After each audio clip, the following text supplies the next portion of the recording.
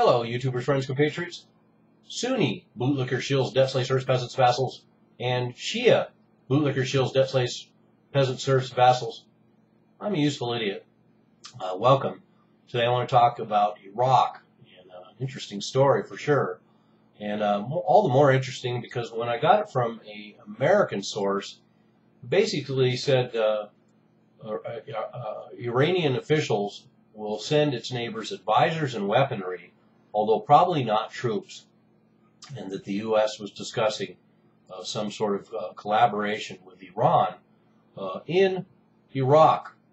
And so that story is not surprising in itself. Of course, there's been discussions of a possible Iranian intervention in Iraq.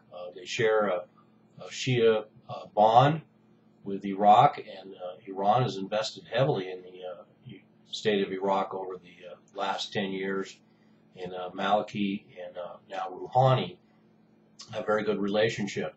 And as it turns out, going to another source, it says that Iranian troops are already in Iraq. And what an interesting development that is. And this other article is from a different source, and it seems to be all sources that are within the Iranian government. So it seems to be pretty reputable. So I am going to report on it. And it's also very specific. Apparently yesterday, Iran sent in 2 units of the Revolutionary Guard.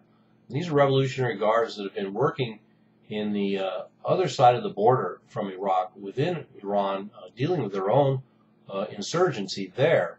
And so these are specially trained troops who are battle-hardened and have been dealing with these very same adversaries before. And they're moving into Iraq to protect holy sites of Karbala and Najaf, and also to protect Baghdad. And as one of my fervent YouTube subscribers, you know who you are. Yes, indeed, Iran is moving in to protect these extremely important holy sites. And in fact, rumor has it that Iranian troops were involved in retaking Tikrit, although I haven't had any confirmation of that. And the U.S. has not stated any response to this Iranian intervention. And that's interesting in itself, and I think the U.S. Probably welcomes it in some respects. And Iran has also positioned troops on full alert on its side of the border, and most interestingly, has given clearance for its Air Force to attack any ISIS positions within 60 miles of the border. So 60-mile zone within Iraq is now a no-fly zone. I guess it actually could be a no-fly zone for ISIS now that they have U.S. equipment. And so anyway, they have a 60-mile corridor that they're going to protect along their border. And Iran is also considering transferring Shia, quote, volunteers, unquote, from Syria to Iraq. And so that's interesting in itself. We get confirmation that Iran has so-called volunteers operating to protect the Assad government in Syria. And interestingly enough, in spite of everything we've seen over the last days and the failures of the Iraqi army, Iran's foreign minister, just like politicians all over the world, has to say something absurd. And Iran's foreign minister said, quote, Iraq's army is certainly capable of handling this, unquote. So we know that's completely not true. And we also know it's true because Iran had to send in troops of its own to do the job that the Iraqi army couldn't do. And interestingly, Rouhani himself in Iran came out, gave a speech, and he said, quote, we as the Islamic Republic of Iran won't tolerate this violence and terrorism. We will fight and battle violence and extremism and terrorism in the region and the world, unquote. And so that's interesting. Once again, Rouhani is taking this opportunity, this political opportunity, to soften Iran's image and show that they are engaged in the war on terrorism and will potentially work side by side with the United States in this effort in Iraq. And so this goes along with, of course, with the nuclear negotiations that are going on right now. So what do we have here? We have this interesting situation with the United States and Tehran, Iran, both complete supporters of the Maliki government in Iraq, and they both have strategic interests there, and they will both do everything they can. And so this will be an interesting development, and that's one of the things that's so fascinating about these geopolitical events and history in general, is watching these interesting situations develop, these unlikely scenarios, and of course what they could lead to, both within the context of the conflict itself and in the aftermath of the conflict.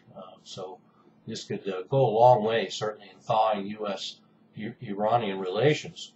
And then the other peculiar thing about this, of course, is the relationship it has to the Syria war. So now we have Iran supporting the U.S. efforts in Iraq, but undermining U.S. efforts in Syria, and then supporting fighters to topple the government in Syria, or supplying fighters to protect the government in Syria, and then also sending troops into Iraq to protect the government there. It's just also very complex and confusing. And then of course Iraq is also another proxy war, because we have Saudi Arabia essentially bankrolling the ISIS, and the combination of Sunni insurgency and ISIS that is developed in Iraq. And so we have Saudi Arabia on one side and Iran on the other. So we have a proxy war, just like in Syria, between Iran and Saudi Arabia. So that's who we can look to behind all this. And then ultimately, like I've alluded to and said, this is great public relations for Iran, and this will ratchet down a lot of the attention that was directed their way. And so here we have it.